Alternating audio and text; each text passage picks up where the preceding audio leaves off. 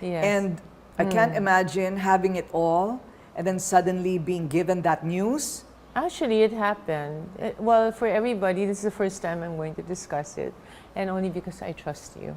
And I think it's over. But you know, I had cancer in 2016, and I was diagnosed with third stage cancer of the breast. And I went to Europe and the States for treatment. So I kind of disappeared for about a year and a half to 2 years. In my daughter's wedding, Crystal, I was bald, completely bald. I was diagnosed, I think, January of the year. And then I went to Europe and I was told by them there that I was going to die. Don't bother to have chemo, don't bother, just fix your affairs, you're dead in 2 years. I went to New York Presbyterian, and they wouldn't give me anything. Then, you know, I said, so what are my chances? And they were very quiet. We'll try our best. That's when I knew how much Atom still loved me. He went with us talaga. I think that's when he and Hayden got close, because they were in every CT scan, PET scan, radiation thing. And then Crystal had her wedding on a certain date, so I had to have my chemo. My mom passed away. In the middle of having my chemo, I kept asking my mom, she's 89. I said, Mom, you have to stay with me because we're so close, like you are with your mom. I said, I need you talaga, please don't leave me. But she was saying, I'm so tired, Naiya. You know, I'm feeling sick. No, please stay with me. So on my second chemo, I was doing my chemo. In the middle of my chemo, they called me that my mom had collapsed and that she's in Makati Med. They couldn't revive her in 30 minutes. So I was there with the chemo and I said, hurry it up. Because I want to go to her and reach her and she's still warm. And then he said, if we hurry it up, you're dead because it's so toxic. And then I said, okay, then take it off, but then you'll have to do it all over again. I'm halfway, diba?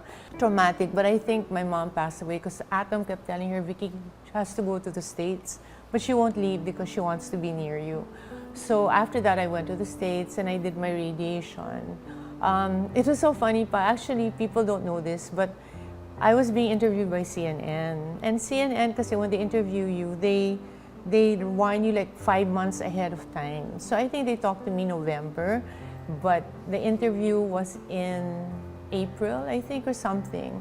I totally forgot about them because, of course, there's so much more happening. Dapat first chemo pa, your hair's lagas na, but it didn't fall. So I said, oh, baka naman I was injecting with mga vitamin P and things for my hair. So I thought, baka, because, you know, maybe it's working. So when the interview happened, I had my chemo 2 days before. And, you know, when you do chemo, you're green. You're basically green. You look so sick. I was feeling bloated and ugly. So while I was having my interview, hair was falling on the floor.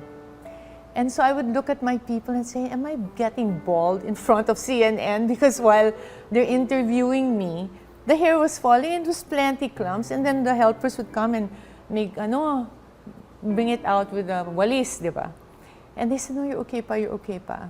Anyway, I couldn't concentrate on the interview kasi of course, yes, ang hirap noon, di ba? So they asked me a question. They said, what are your plans for the future? If you have cancer kasi wala kang plans, you just want to get well and you don't want to plan. I don't plan because I don't know if I'm going to be alive or not. And they told me pa I'm going to be dead. So, you know, so I'm like, I couldn't answer. Corina, you know naman how I answer. Ang bilis, di ba? So I looked at them and they go, do you have plans for the future? I said, do you know Hayden and I have a baby? And Scarlett was 1. And they go, what? I didn't know what to say, di ba? Gusto ko yung attention mawala sa akin.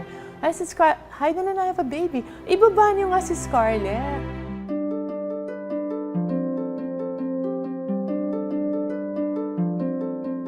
That's why na-announce. And because we weren't planning to say anything. I mean, if people find out, they find out. But what's this announcement? Parang, who are we? We're just doctors.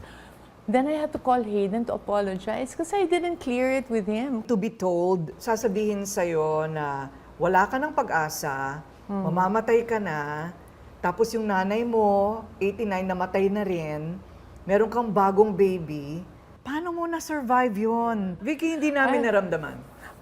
Hindi kaming mga nakapaligid sa'yo, hindi namin naramdaman yung pinagdaanan mong napakahirap na yun. Yeah. Well, talaga alam mo kayo, I think nakikita yung mga Instagram, kakala niyo yung mga life namin perfect or mapakasaya, nagbabiyahe, nag-shopping, whatever, Corina. You know, everybody has their challenges. Wala talagang perfect buhay. So huwag kayong ma-depress pag nakita nyo ganun. Tapos yung life nyo, hindi pala, feeling nyo hindi ganun kaganda. Lagi nyo hanapin yung ganda sa buhay nyo. Health is so Health important. is wealth. So now, that's really my thing. Health, like you and I. When you get older, ano na yun, di ba? Slow down a bit. I'm already older.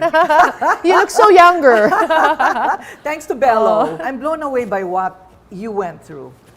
So, anong secret? That you still look this fabulous, you are well. So, paano? Ano ang prayers, of course, you Prayers, of say. course. But Family, love, support, Yes. right?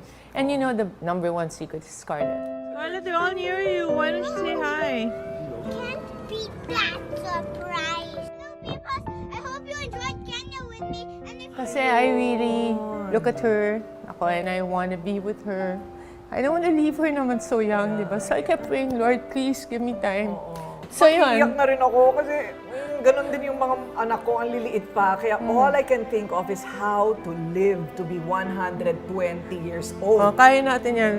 Kaya natin yan. Sabi nga ng patients ko, ikaw talaga, nung bata ka, wala kang pakialam about all these aging things kasi hindi mo pa dinaanan.